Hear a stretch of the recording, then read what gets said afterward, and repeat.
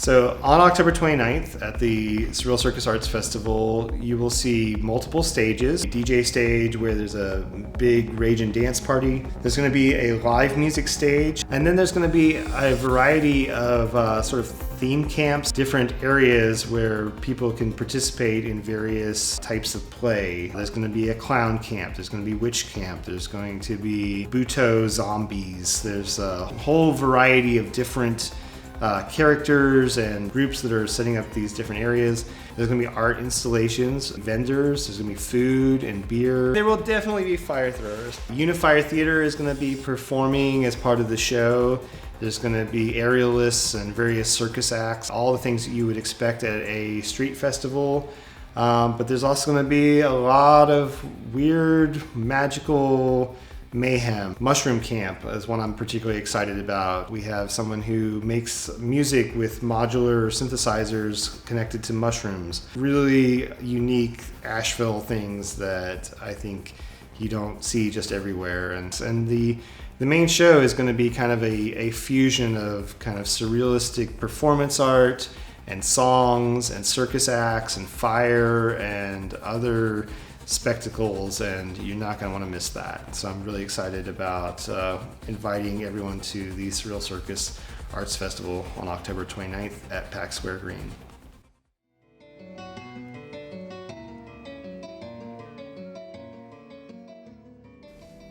We are a multimedia performance arts troupe, is the Surreal Sirkus in a nutshell. We expand the concept of what a circus is in a lot of people's minds.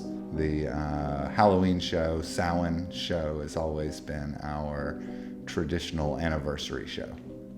The philosophy behind the Surreal Sirkus, I would say, is a product of the culture of when we were starting, it didn't really have a name, but now we call it burner culture, in which it's a blend of neo-pagan celebration and people's visionary art inspirations coming together to do personal transformative work. I like to call it transformative theater. I'm sure if you Google transformative theater, it was a popular modality in which underground artists began to express themselves as a community and a culture. The Surreal Sirkus officially began in 1996. It's supposed to be this one-off event. We rented the park downtown where the Vance Monument used to be, and it was sort of this obelisk structure in the middle of downtown. It's been removed since then, but the platform that it was on became our stage. So we set up and kind of did spontaneous, weird performance art. Honestly, it was a lot of random dancing and kind of not very well thought out. There happened to be somebody visiting town that day who lived at the farm in Summertown, which is sort of an old hippie commune that now is best known for midwifery, but they invited us to come and do this Surreal Sirkus thing at the farm in Summertown. And from that event, it kind of evolved into a troupe. I feel like it would be weird if I did not mention the Naked Truth. This character I came up with and was the Naked Truth that got us in trouble at the farm in Tennessee. How are you gonna get in trouble at a hippie commune for being naked? So I was the Naked Truth. I was naked and I had the word truth written on me. I was the Naked Truth. Get it? Naked Truth. You would expect kids on a hippie farm to be comfortable with nudity in general. Another time, we set up installations throughout the botanical gardens and had a tour guide lead people from station to station. A trip through the fairy realm.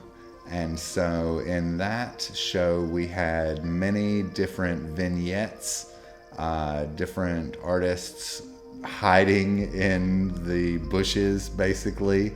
And we took the audience on a walking tour So then each of the different vignettes, we had blacklight puppetry was one of them. Me and one of the other people in the troupe set up a blacklight puppet show inside of a building. So we led everyone into this kind of log cabin that had been blacked out with curtains and put on a puppet show. And it was a lot of really kind of fun experimentation going on in those days. As many saints and clowns and demons as I could possibly imagine. Kronos is one of my favorite characters, the father of time. He tells the story of the story before the story, before the wheels began to turn on the clock of eternity. We also did a tour of New Orleans and Austin with a show that involved a moving labyrinth that was set up with different rolling panels and a character who was walking through the labyrinth and encountering different sort of archetypal figures. The main character was in search of some profound realization and found themselves trapped in a labyrinth. But it was also not, it wasn't all love and light and sort of, this kind of always positive thing. There was a lot of like working through our shadows and stuff. We did this whole show that was based around the idea of the way that traumas and childhood abuse and things that people project onto us when we were little can kind of bind us together into these automatic behavior patterns. And we represent this by having giant puppets. And we had giant puppets that controlled the people. The people were the puppets, and giant puppets were the puppet masters for the two people. We did a number of sort of guerrilla theater type activities, including going downtown with a giant dragon puppet and getting confronted by the police. Without the permission of the organized event, Belcher, it was a real sort of act of defiance of the status quo. And as the underground arts community, we were feeling very sidelined and underrepresented within the context of Asheville's biggest arts festival of the year, which drew from anywhere from 40 to 60,000. The Belcher Festival downtown, which at the time was this kind of annual drunken street brawl in the guise of a music festival. They wanted to parade the dragon through the streets, and they did this in the form of a parade called the People's Parade. There was a lot of noise and music and people dancing, and it was gaining a lot of attention and momentum with the crowd. When we entered Pack Square, where like every cop in town was just posted up in Pack Square, there was a lot of chaos. Asheville PD surrounded us, and we continued to play our music and chant very loudly. They took the dragon away from us and literally put our dragon in the back of the riot bus. It was really funny, and we made up this chant, "They put our dragon in the paddy wagon." Another time we did a psychedelic pagan tent revival show where we did sort of a pseudo gospel show with a choir, and I wrote songs like a rather altered version of My Favorite Things, or one about the 7 deadly sins where each sin was represented by a gospel choir singer, and they had solos about their favorite sin. The tent revival was probably one of my favorite shows, and one of the pieces that I wrote for a character called Reverend Muniyama is sort of one of my best performances, and overall as a group I would say that was one of our more impactful performances. We had one of our friends, Colin, who agreed to be suspended from 4 temporary piercings placed just behind his shoulder blades, and the theme of that show was basically that one gets to choose what one's own reality is. And so we contrasted pleasure and pain, and we did it in a little historical venue downtown, which was a really nice way to produce the show.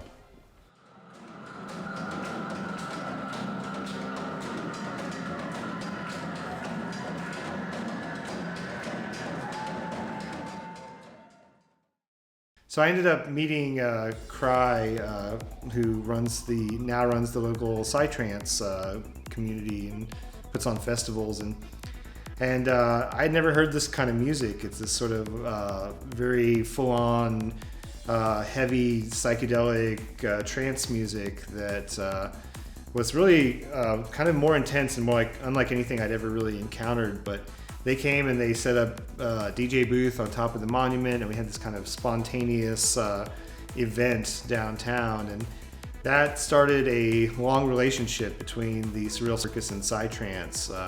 We would do parties where the circus would perform, and then there would be DJs going all night, and it really became this neat sort of fusion of these things.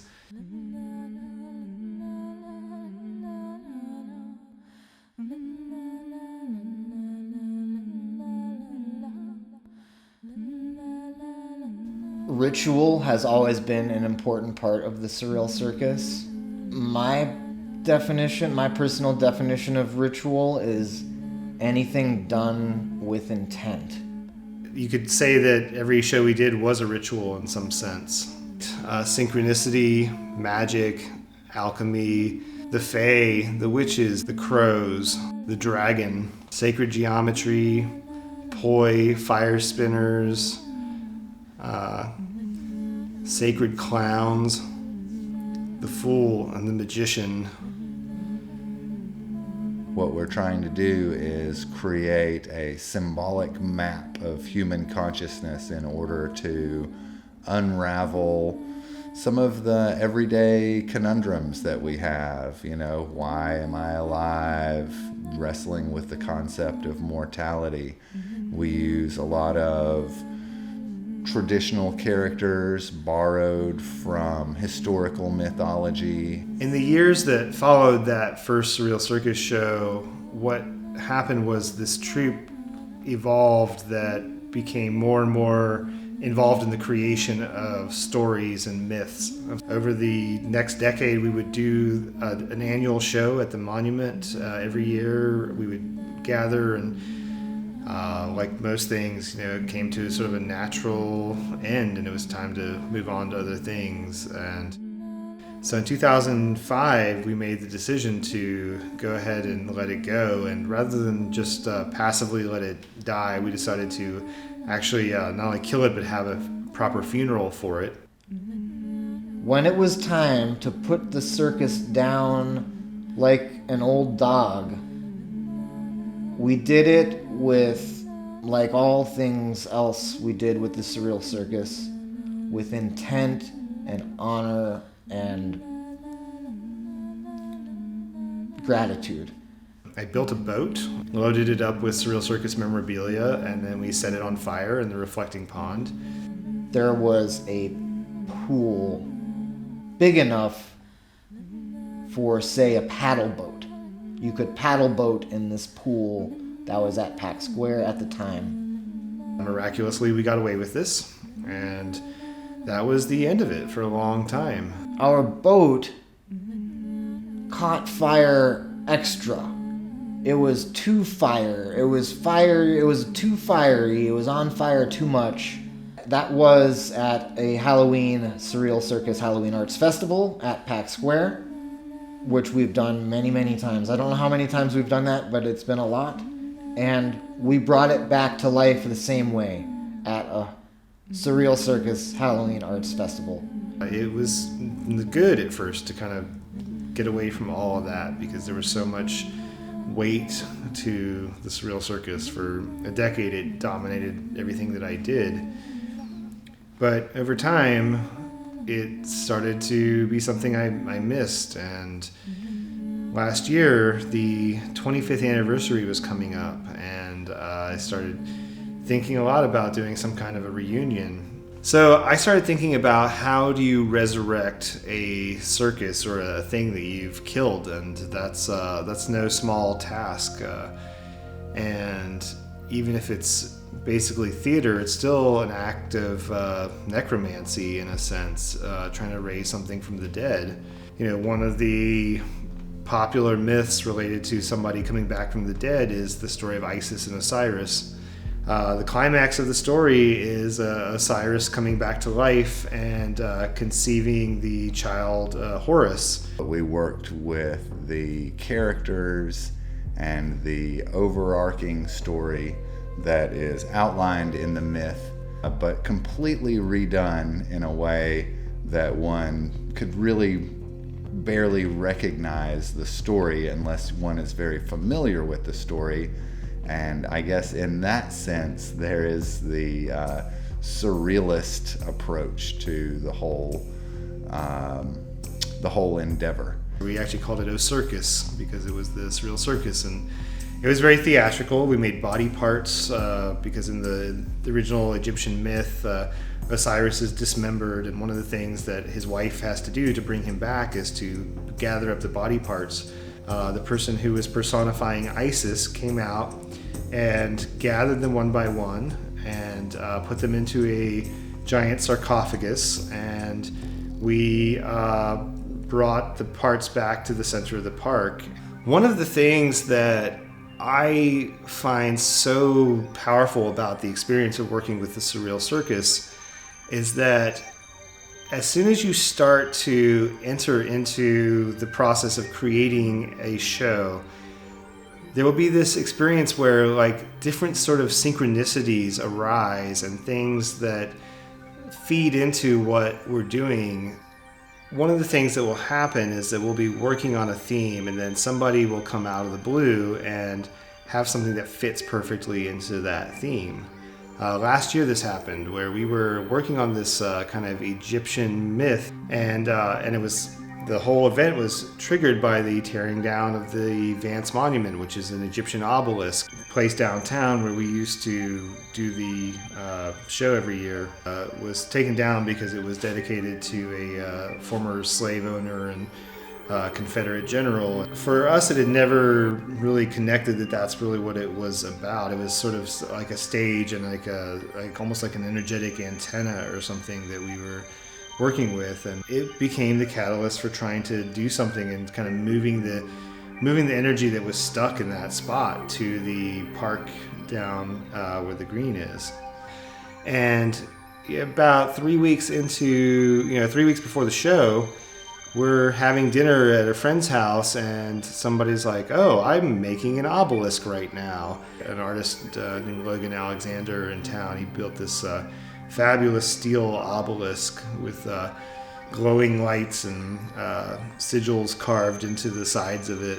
We had an 8-foot tall steel obelisk that one of our friends just happened to be making, unbeknownst to us, and he had no idea that we were doing this whole kind of Egyptian themed thing. It's stuff like that that's super weird. Incidentally, the same person this year happens to be making a crow suit at the same time that we have a lot of crow symbolism and imagery that we're working with in the show. And it's, I can have moments of kind of skepticism and stuff, but when an obelisk or a crow shows up right at the moment when you need exactly that thing, it's a little hard not to have a little flutter of faith.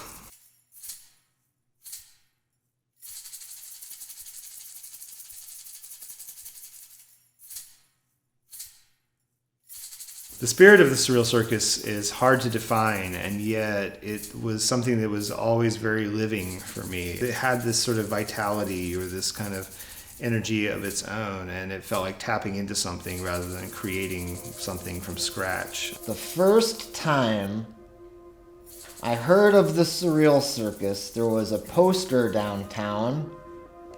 Jim has always been the main drive behind the Surreal Circus. His and my creative relationship have been very much of equal status. He has really held the torch for the circus. The Surreal Circus officially began in 1996, but the true origins are somewhat more apocryphal and lost into the mists of time. The truth is, it started one night in 1995 when I was at Vincent's Ear, a bar and coffee house that was kind of a hub of the local sort of counterculture types in Asheville for many years. I ran into a fellow by the name of Amos Gaines. He invited me back to his house, which at the time was the attic of his parents' house. And I should mention, a house that had been a brothel back in the turn of the century and was actually mentioned in one of Thomas Wolfe's books.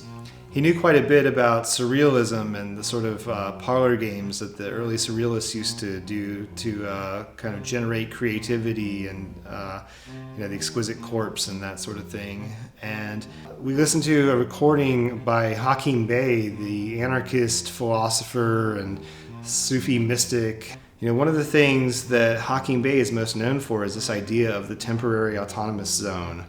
And that was one of the essays. In fact, that was the name of the recording that we were listening to, was Taz. And the temporary autonomous zone is the idea that you can create these sort of pockets within the world, within the consensus reality, where for a moment, all of the structures that enslave us or that, things in our mind as much as external factors, but all these things that keep us from being fully self-realized are suspended, and for a brief moment you can have a real sense of freedom. The next morning, as the sun was coming up, I started walking back towards town, and I felt sort of a whisper in the air, and it was like something sort of traveling through the leaves at the tops of the trees, and it was almost like a little voice whispering to me, "You should start a surrealistic circus." I became obsessed with this idea, and I started talking to everybody I knew about it. First, my friend Snakehawk, who was down at Vincent's Ear later that night, and someone I kind of respect as one of the elders of the Freaks at the time. And it started with a conversation really with us, where I kind of put this idea out there. And then my friend Moon took the idea and sort of ran with it. So at the time, I was running a homeschool painting class for some high school age kids. I had been thinking for a while how these kids really needed a theater in order to fully express their creative talents. And so when Jim came to me with the idea that we would have a multimedia performing arts troupe with all original scripts and music, I quickly employed several young artists, and we went to work. And that started a decade of working with Moon to create art under the auspices of this initially a festival and then an actual performance troupe called Surreal Sirkus. A multimedia performing arts troupe that embodied different archetypes and portrayed different historical myths and used dream symbology and what I would consider a sort of Jungian perspective on the universe, and that it was our role to retell these myths in a modern way and to do it in a way that was both entertaining as well as informative and in some ideal sense, led the viewer, who is also considered a participant, to a moment of catharsis. The most radical self-expression mixed with magic and intention. If you come to the Surreal Circus, I want you to experience a moment of high weirdness and inspiration. At its heart, the Surreal Circus is about expanding your consciousness and your heart and your mind and coming together with other people. And in that space, if you can break down those kind of constructs that are keeping us from really being who we are, then there's like a playfulness that I think is at the heart of it. I think if you boiled it down to like one word or one thing, it's play. I would hope that someone would take away from it the inspiration that they can live their dreams through creative outlets, be much more than they had imagined themselves being.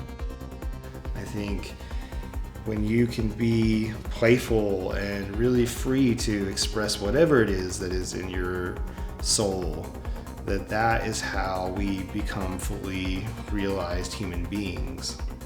One of the things that I'm trying to do with this show that I really hope that we accomplish is creating a synergy between all these different people and different organizations that are doing creative stuff and have been spending the past couple of years really doing it in isolation from each other and sort of bringing those parts together into a bigger whole.